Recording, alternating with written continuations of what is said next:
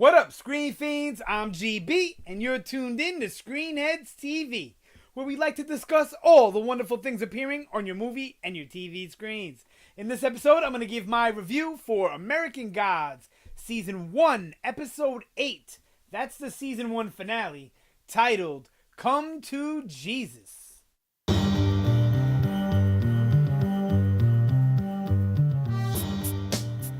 Alright, so the Season 1 finale of American Gods. That's right, we're not getting any more American Gods till Season 2, which will probably, I would assume, be next spring sometime. Probably around the same time they released it this year. I think it's a good place for this show to fit in the current TV schedule anyway. I don't know what's going to change between now and next year.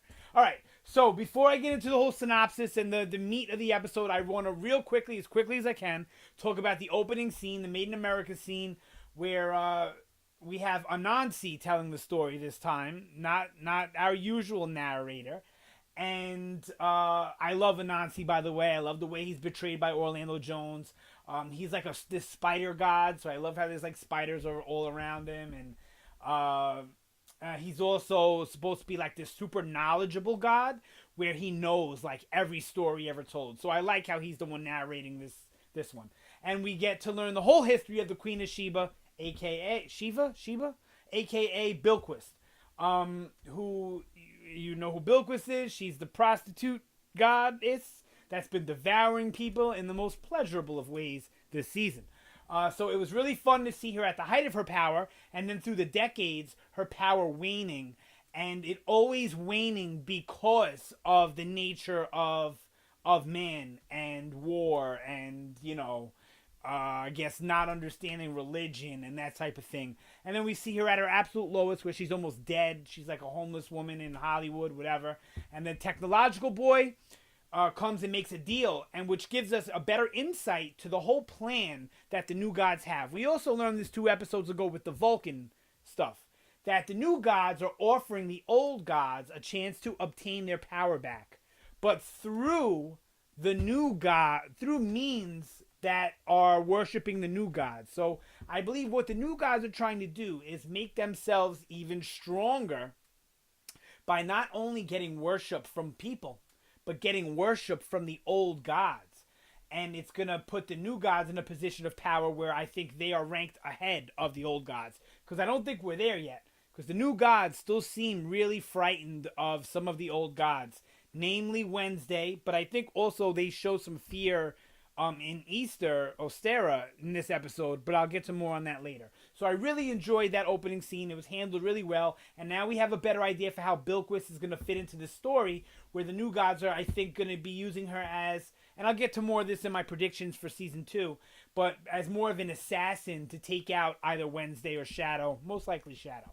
Alright, yeah, so that's it for the opening scene. I don't want to dwell too much on it. Really, really liked it. One of my favorite old opening scenes of the season.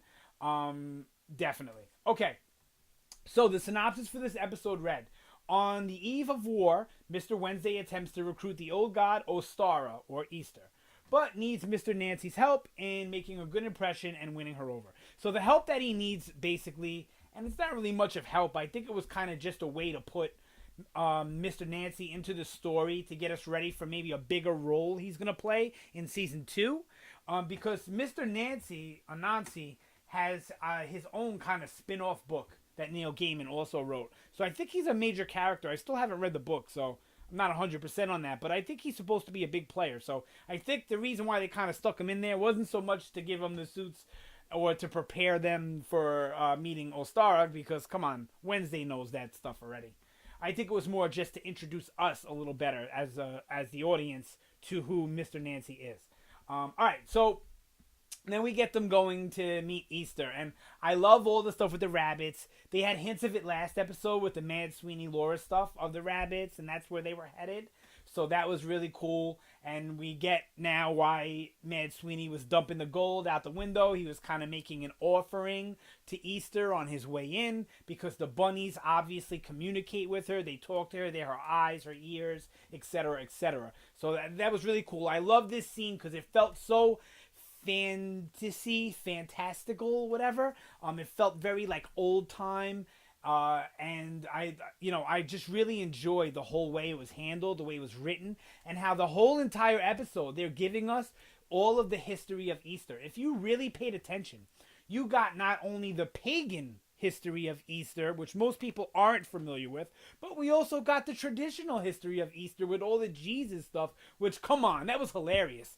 I felt one misstep they made with the Jesuses was they all kind of just felt like these robots walking around, as opposed to feeling like real people, like the one Jesus, like the main Jesus that we talked to in it, who was actually played by Jeremy Davies. You'd know him from Lost. He was Daniel Faraday in Lost, who I always said looked like Jesus, right?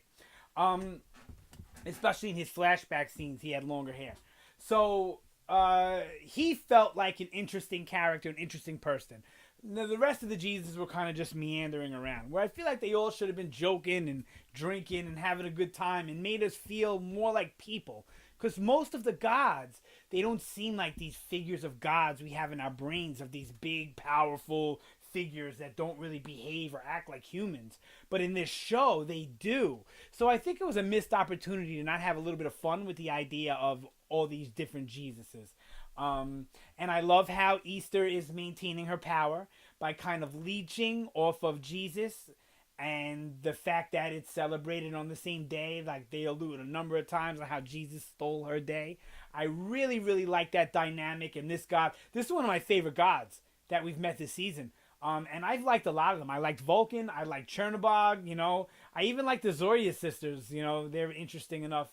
And of course, can't forget Wednesday, the new gods. I like all the gods, but I think she's becoming one of my favorites of the old gods, Easter. I really like what the actress did with the character, as well as how they wrote her into the story.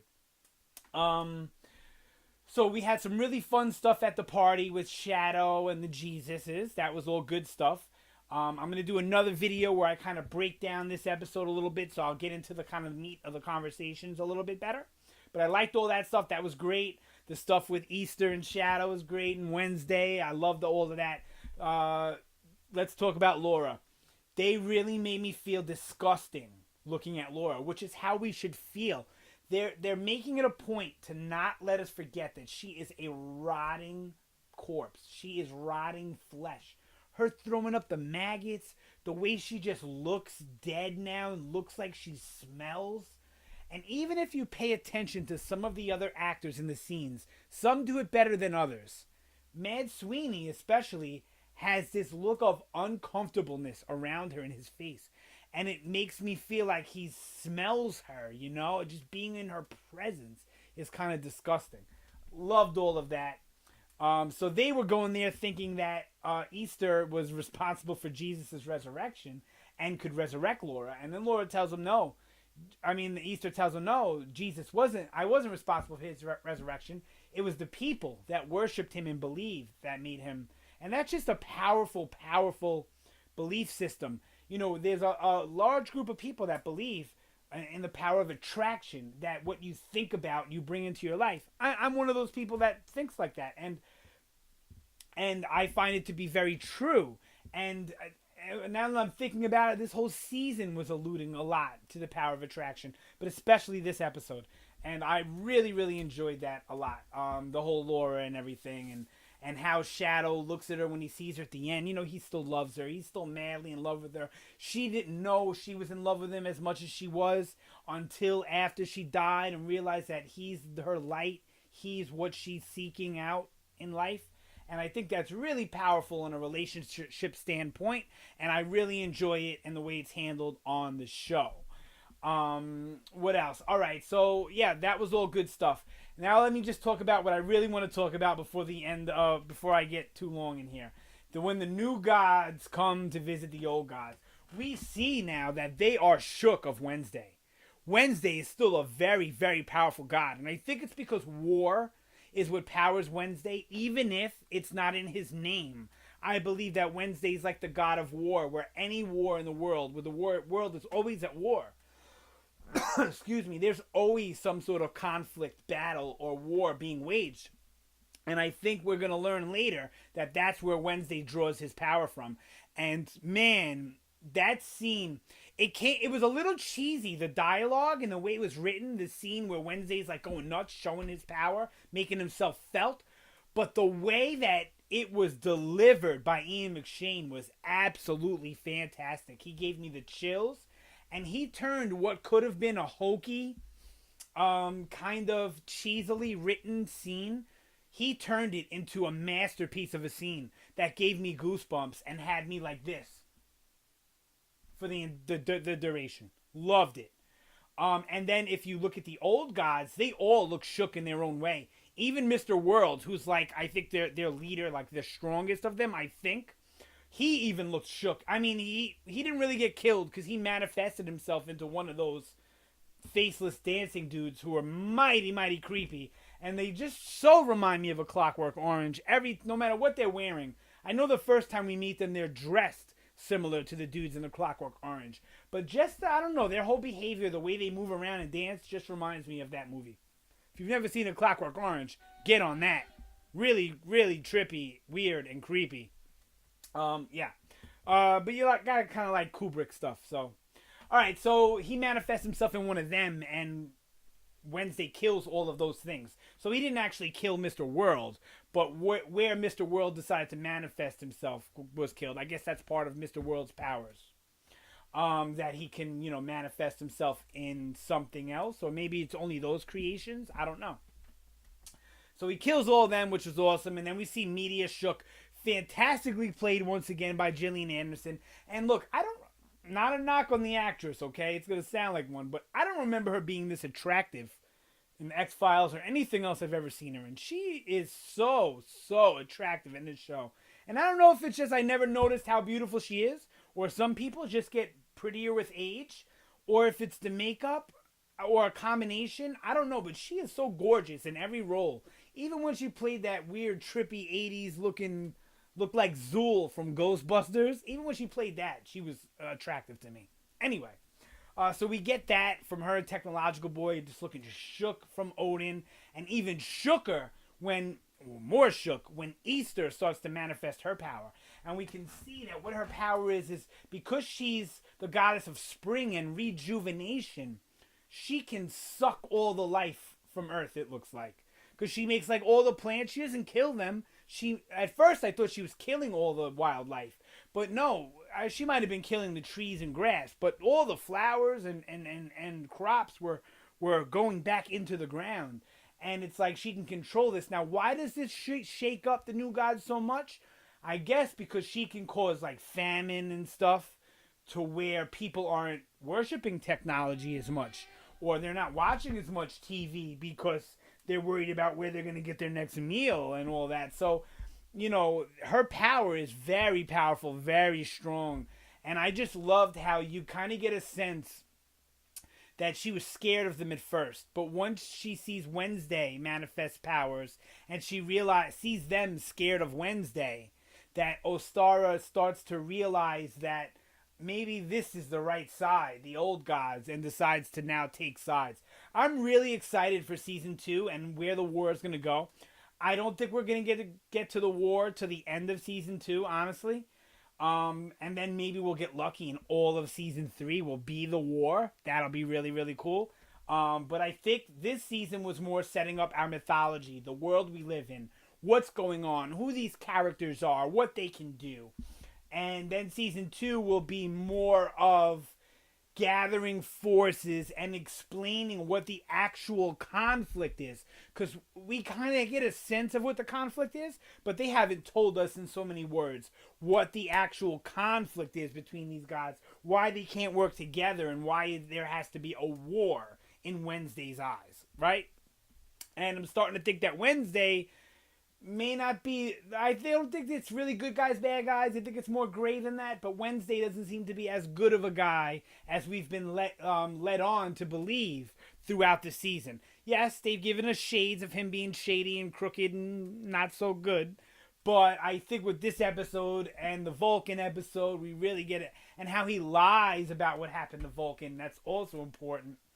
Really good stuff. This show is fantastic this season. I'm going to do a whole season 1 review. I'm going to binge it all and do a review on the whole thing. And the same day I do that review, I'll probably do a season 2 prediction video. So look out for that. If you guys want more American Gods content while it's off the air, let me know in the comments. Give me some likes. Make sure you watch the video through its duration. That way I know that you guys want more American Gods, and I'll do other videos. I'll explain characters. I'll explain situations. I'll go as deep as to read the book to get more insight so I can help you guys maybe understand the show a little bit better as well as myself. Sound off down below. Let me know what you thought about the finale or this whole first season. Anything American Gods related. As you guys probably know, I love to talk about this stuff. So if you guys start a dialogue in the comments, I will be sure to get back at you. And we can get a good conversation going, hopefully. Thank you so much for watching. Always appreciated. Like I said, be on the lookout for more American Gods content. And let me know if you want even more in the off season. Because I will make it my damnedest to put out that material for you. Because I love this show too. But I don't want to be talking just to hear myself talk. You know what I mean? All right. So thanks again. Always appreciated. You guys have a fantastic day. And I will see you next time.